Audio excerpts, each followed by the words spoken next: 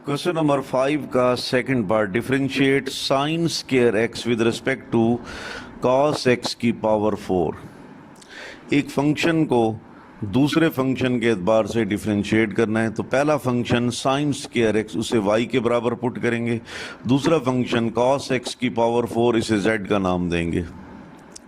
तो हमने sign square x को डिफरेंशिएट करना है कॉस एक्स की पावर 4 के लिहाज से, यानी दूसरे अल्फाज में हम यूं कह सकते हैं कि y को डिफरेंशिएट करना है z के एतबार से, यानी y का डेरिवेटिव z के एतबार से मालूम करना है। तो dy ओवर dz को कैलकुलेट करने के लिए चेन रूल अप्लाई करेंगे, लेकिन उससे पहले इन दोनों फंक्शंस का अलग अलग डेरिवेटिव लेंगे।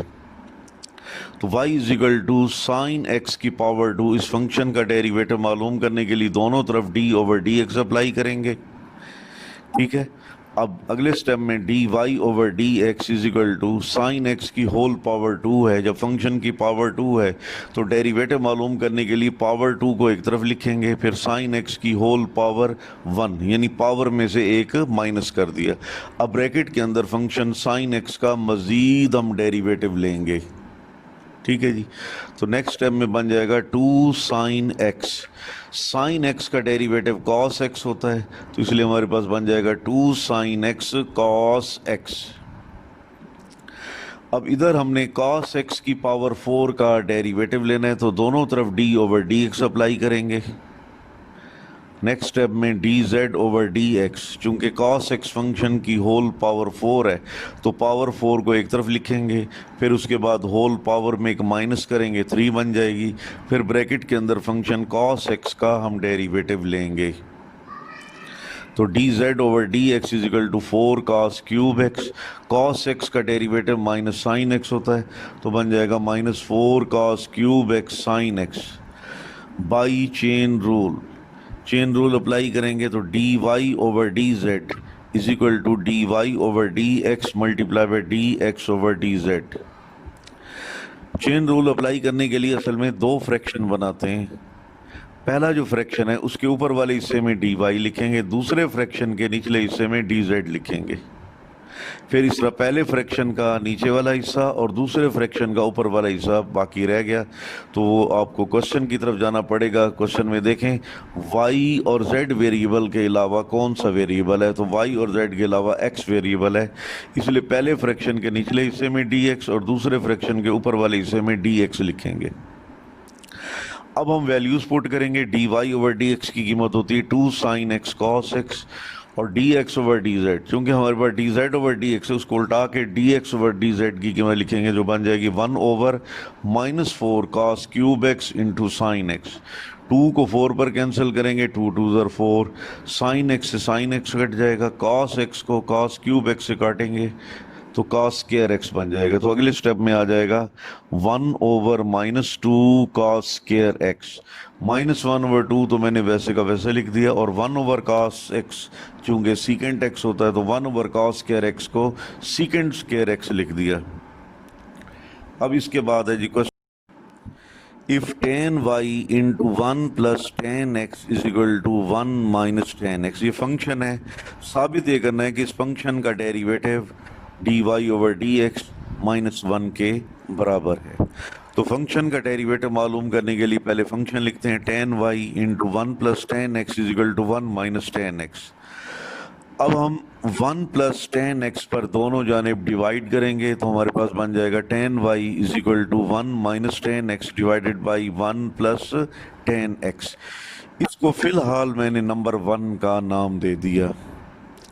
आपने first year mathematics chapter number 10 में ट्रिग्नोमेट्री का ये फार्मूला पढ़ा होगा, tan alpha minus beta is equal to tan alpha minus tan beta divided by 1 plus tan alpha tan beta.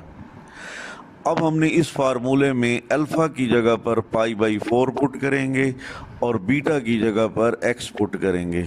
तो tan अल्फा क्या होगा पाई बाई 4 माइनस बीटा क्या होगा x is equal to tan alpha यानी pi by 4 minus tan beta यानी x divided by 1+10 यानी π/4, फिर into 10 beta, beta की जगह पर x, यानी हमने इस ट्रिग्नोमेट्रिक फार्मूले में अल्फा की जगह पर π/4 पुट कर दिया और बीटा की जगह पर x पुट कर दिया। अब आप देखें 10 π/4 यानी 10 45 डिग्री 1 के इक्वल है। चुनांचे यहाँ पर लिखेंगे 1 - 10x डिवाइडेड बाई 1 + 10 π/4। तो इस 10 π/4 की जगह पर 1 लिखेंगे और साथ ही 10x लिख देंगे। फर्दर ये अगले स्टेप में जाकर बन जाएगा 1 - 10x डिवाइडेड बाई 1 + 10x।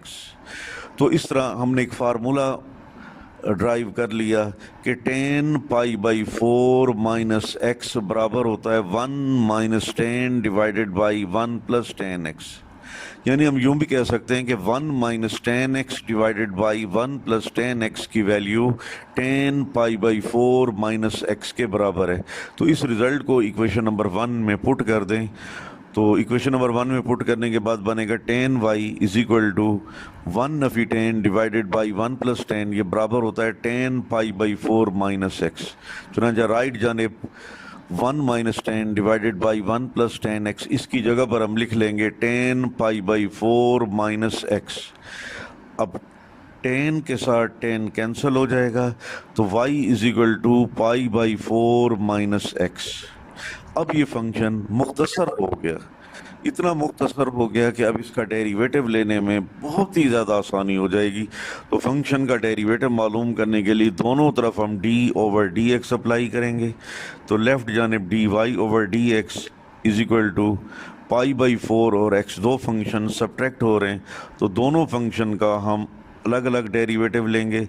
तो π/4 का डेरिवेटिव 0 है क्योंकि ये कांस्टेंट है, -x का डेरिवेटिव 1, तो 0 - 1 = -1। तो साबित हो गया कि फंक्शन का डेरिवेटिव dy/dx -1 के इक्वल है। Question number 7, if y = 10x का होल स्क्वायर रूट, ये पहला होल स्क्वायर रूट है। इस पहले होल स्क्वायर रूट के अंदर हम लिखेंगे प्लस 10x का होल स्क्वायर रूट। तो ये पहले स्क्वायर रूट के अंदर दूसरा स्क्वायर रूट आ गया, फिर प्लस सेकंड स्क्वायर रूट के अंदर हम लिखेंगे प्लस 10x का होल स्क्वायर रूट, तो थर्ड स्क्वायर रूट आ गया। यानी फर्स्ट स्क्वायर रूट के अंदर सेकंड स्क्वायर रूट है और सेकंड स्क्वायर रूट के अंदर थर्ड स्क्वायर रूट है। ये सिलसिला चलता जाएगा and so on up to infinity. तो इस फंक्शन की मदद से हमने प्रूफ करना है कि 2y - 1 dy/dx = secant square x। तो इस कॉम्प्लिकेटेड फंक्शन का डेरिवेटिव मालूम करने के लिए सबसे पहले क्वेश्चन लिखेंगे y = 10x का होल स्क्वायर रूट, ये पहला होल स्क्वायर रूट है। इस पहले होल स्क्वायर रूट के अंदर हम लिखेंगे प्लस 10x का होल स्क्वायर रूट, तो सेकंड होल स्क्वायर रूट आ जाएगा। और इस सेकंड होल स्क्वायर रूट के अंदर हम लिखेंगे प्लस 10x का होल स्क्वायर रूट, तो ये थर्ड होल स्क्वायर रूट आ जाएगा and so on up to infinity. अब इस कॉम्प्लिकेटेड फंक्शन का डेरिवेटिव मालूम करना चाहते हैं। आप जानते हैं कि फंक्शन जितना मुख्तसर होगा, जितना सिंप्लीफाई होगा, उतना ही डेरिवेटिव लेने में आसानी होगी।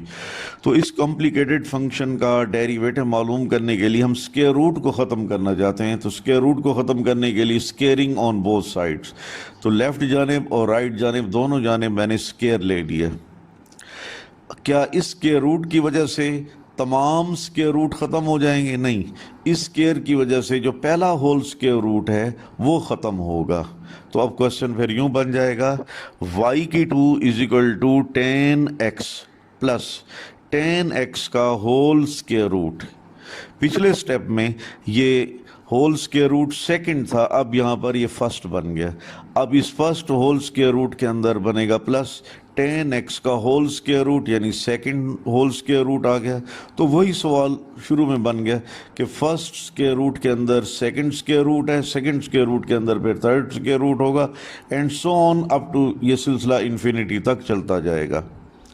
तो इसको हम यूं भी लिख सकते हैं y2 = 10x प्लस, ये जो सा पोर्शन है ये बिल्कुल एग्जैक्ट y के बराबर है क्योंकि फर्स्ट स्क्वायर रूट के अंदर सेकंड स्क्वायर रूट है, सेकंड स्क्वायर रूट के अंदर फिर third square root and so on, और ये सिलसिला अप टू इन्फिनिटी तक जा रहा है। इसलिए ये पोर्शन जिसको मैं पॉइंट आउट कर रहा हूँ, ये पोर्शन y के इक्वल है। अगर हम प्लस y को लेफ्ट जानिब ले जाएं तो y की two minus Y is equal to 10x। अब आप डेरिवेटिव ले सकते हैं, क्योंकि जो कॉम्प्लिकेशन थी फंक्शन की वो ख़त्म कर दी। फंक्शन इंतहाई मुख्तसर हो गया, इंतहाई सिंपल हो गया। अब हम इसका डेरिवेटिव मालूम करने के लिए दोनों तरफ d over D x apply करेंगे। लेफ्ट जानिब y की टू और y दो फंक्शन माइनस हो रहे हैं, तो अलग अलग उनका डेरिवेटिव लेंगे। पहले y की टू का डेरिवेटिव लेंगे तो बनता है 2y dy ओवर dx, क्योंकि आप जानते हैं कि x की टू का डेरिवेटिव x के एतबार से 2x होता है, लेकिन y की टू का डेरिवेटिव x के एतबार से 2y into D Y over D X होता है। फिर माइनस y का derivative D Y over D x is equal to 10x। 10x का derivative secant square x। Left जानिब जो दो टर्म्स हैं इनमें डी वाई ओवर डी एक्स कॉमन लेंगे तो बाकी ब्रैकेट में बनेगा 2y minus 1 is equal to secant square x। इसके बाद है question number 8, x is equal to A cos cube theta, y is equal to B sine cube theta. ये फंक्शन है पैरामीट्रिक, इसकी मदद से हमने साबित करना है a D Y over D X plus B tan theta is equal to 0। तो सबसे पहले क्वेश्चन लिखेंगे x is equal to A cos cube theta, y is equal to B sine cube theta. x चूंकि theta का function है इसलिए derivative मालूम करने के लिए दोनों तरफ d over D theta apply करेंगे। तो अगला स्टेप बन जाएगा D x over D theta is equal to A cos theta की पावर 3 का डेरिवेटिव मालूम करना चाहते हैं। ए कांस्टेंट है, मल्टीप्लाई हो रहा है, इसलिए ए कांस्टेंट को बाहर निकालेंगे और डेरिवेटिव लेंगे कॉस थीटा की पावर 3। अगले स्टेप में लिखेंगे ए कॉस थीटा की पावर 3 का हम डेरिवेटिव लेना चाहते हैं, तो पावर 3 को एक तरफ लिखेंगे, पावर में एक माइनस करेंगे और कॉस थीटा फंक्शन का मज़ीद हम डेरिवेटिव लेंगे। तो 3a cos square theta, cos theta का डेरिवेटिव माइनस साइन थीटा। अब minus 3a cos square theta sine theta बन जाएगा। अब हम y is equal to B sine cube theta का डेरिवेटिव लेना चाहते हैं। y चूंकि थीटा का फंक्शन है इसलिए डेरिवेटिव मालूम करने के लिए दोनों तरफ d over D theta apply करेंगे। तो बन जाएगा D Y over D theta is equal to b constant है जो साइन क्यूब थीटा से मल्टीप्लाई हो रहा है, तो b कांस्टेंट को बाहर निकालेंगे और डेरिवेटिव लेंगे साइन थीटा की पावर 3 का।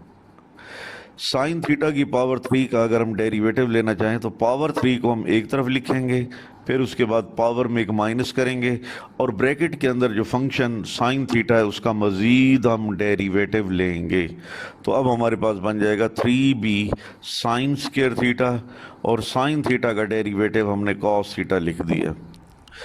अब दो फंक्शंस का डेरिवेटिव मालूम करने के बाद हम चेन रूल अप्लाई करके d Y over D x find करेंगे।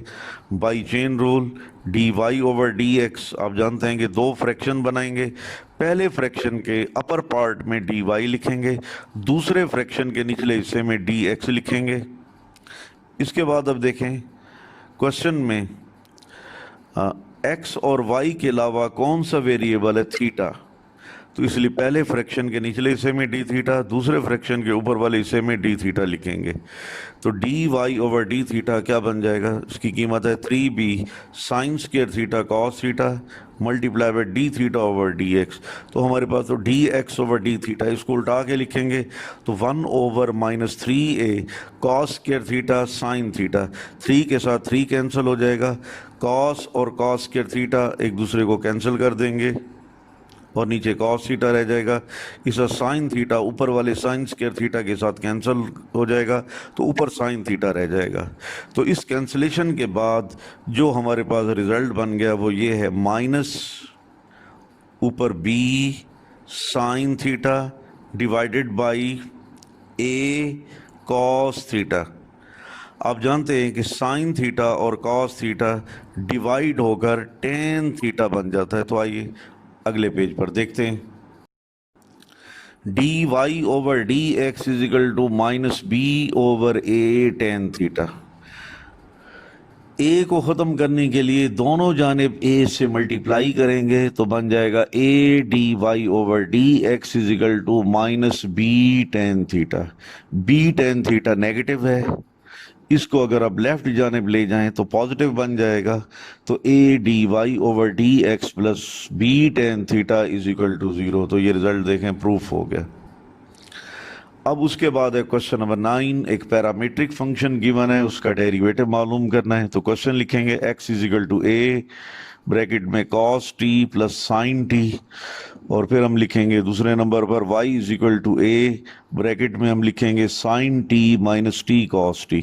डेरिवेटिव मालूम करने के लिए हम इन दोनों फंक्शंस का अलग अलग डेरिवेटिव मालूम करेंगे, फिर चेन रूल अप्लाई करके d Y over D x find करेंगे। एक्स चूंकि टी का फंक्शन है इसलिए डेरिवेटिव मालूम करने के लिए दोनों तरफ हम d over d t apply करेंगे। तो D x over d t is equal to cos t plus sine t, function के साथ ए कांस्टेंट मल्टीप्लाई हो रहा है तो ए को हम बाहर निकालेंगे और फिर हम डेरिवेटिव लेंगे cos t plus sine t. तो D x over d t is equal to a, cos t और sin t दोनों फंक्शन ऐड हो रहे हैं तो दोनों फंक्शन का अलग अलग डेरिवेटिव लेंगे। तो cos t का derivative minus sin t plus sin t का डेरिवेटिव cos t बनता है। अब हम इस पैरामीट्रिक फंक्शन के दूसरे हिस्से का डेरिवेटिव लेते हैं। चूंकि y t का फंक्शन है इसलिए डेरिवेटिव मालूम करने के लिए दोनों तरफ d over d t apply करेंगे। नेक्स्ट स्टेप में लिखेंगे d Y over d t. A constant है जो function sine t minus t cos t के साथ मल्टीप्लाई हो रहा है। तो डेरिवेटिव में लेते वक्त जब किसी फंक्शन के साथ कांस्टेंट मल्टीप्लाई होता है तो कांस्टेंट को बाहर निकालते हैं और फंक्शन का हम डेरिवेटिव मालूम करते हैं। अब फंक्शन इस तरह का है कि साइन टी और टी कॉस टी माइनस हो रहे हैं इसलिए दोनों का अलग-अलग डेरिवेटिव मालूम करेंगे। नेक्स्ट स्टेप में d Y over d t is equal to a बड़ी ब्रैकेट, इसमें साइन टी का डेरिवेटिव कॉस टी लिखेंगे माइनस। अब टी कॉस टी मल्टीप्लाई हो रहे हैं तो इनका डेरिवेटिव मालूम करने के लिए प्रोडक्ट रूल के मुताबिक पहला फंक्शन टी वैसे का वैसा लिखेंगे, दूसरा फंक्शन कॉस टी का डेरिवेटिव लेंगे प्लस दूसरा फंक्शन कॉस टी को लिखेंगे, फिर उसके बाद पहले फंक्शन t का डेरिवेटिव लेंगे। तो प्रोडक्ट रूल अप्लाई करने के बाद अब देखें अगले स्टेप में a, फिर बड़ी ब्रैकेट उसमें लिखेंगे cos t माइनस, फिर छोटी ब्रैकेट इसमें लिखेंगे t और cos t का derivative minus sin t plus cos t और t का डेरिवेटिव 1 ब्रैकेट क्लोज कर देंगे। अब डेरिवेटिव तो हमने मालूम कर लिया, अब इसके साथ कुछ सिंप्लीफिकेशन का अमल करते हैं। तो D Y over d t A into cos t minus minus plus t sine t minus plus minus cos t. अब आप ब्रैकेट में देखें पॉजिटिव कॉस टी और नेगेटिव कॉस टी दोनों एक दूसरे को कैंसिल कर देते हैं तो D Y over d t बन जाएगा ए टी साइन टी। तो पैरामीट्रिक फंक्शन के दोनों हिस्सों का अलग अलग हमने डेरिवेटिव मालूम कर लिया। अब हम चेन रूल अप्लाई करेंगे और d Y over D x find करेंगे। चेन रूल का तरीकाकार मैं बहुत दफ़ा बता चुका हूँ, एक दफ़ा फिर बता रहा हूँ। D Y over D x is equal to दो फ्रैक्शन बनाएंगे, ये पहला फ्रैक्शन और ये दूसरा फ्रैक्शन। पहले फ्रैक्शन के ऊपर वाले हिस्से में डी वाई लिखेंगे और दूसरे फ्रैक्शन के निचले हिस्से में डी एक्स लिखेंगे। अब पहले फ्रैक्शन का नीचे वाला हिस्सा और दूसरे फ्रैक्शन का ऊपर वाला हिस्सा, इसमें क्या लिखना है? तो सवाल की तरफ जाएं, देखें उसमें x और y वेरिएबल के अलावा और कौन सा वेरिएबल है। x और y वेरिएबल के अलावा थर्ड वेरिएबल t है, इसलिए पहले फ्रैक्शन के निचले वाले हिस्से में dt और दूसरे फ्रैक्शन के ऊपर वाले हिस्से में dt लिख देंगे। अब हम वैल्यूज पुट करेंगे, d Y over d t बनता है A t sine t multiply by d t over D x, इसको उल्टा देंगे तो 1 ओवर ए ब्रैकेट में लिखेंगे minus sine t plus cos t, a से ए कट जाएगा तो ऊपर रह जाएगा t sine t divided by नीचे जो है वो minus sine t plus cos t. इसको मजीद हम यूं भी लिख सकते हैं t sine t divided by cos t minus sine t, यानी माइनस साइन टी को बाद में लिखा कॉस टी को पहले लिखा तो इसलिए बन गया cos t minus sine t. तो ये हमारा मतलूबा डेरिवेटिव आ गया।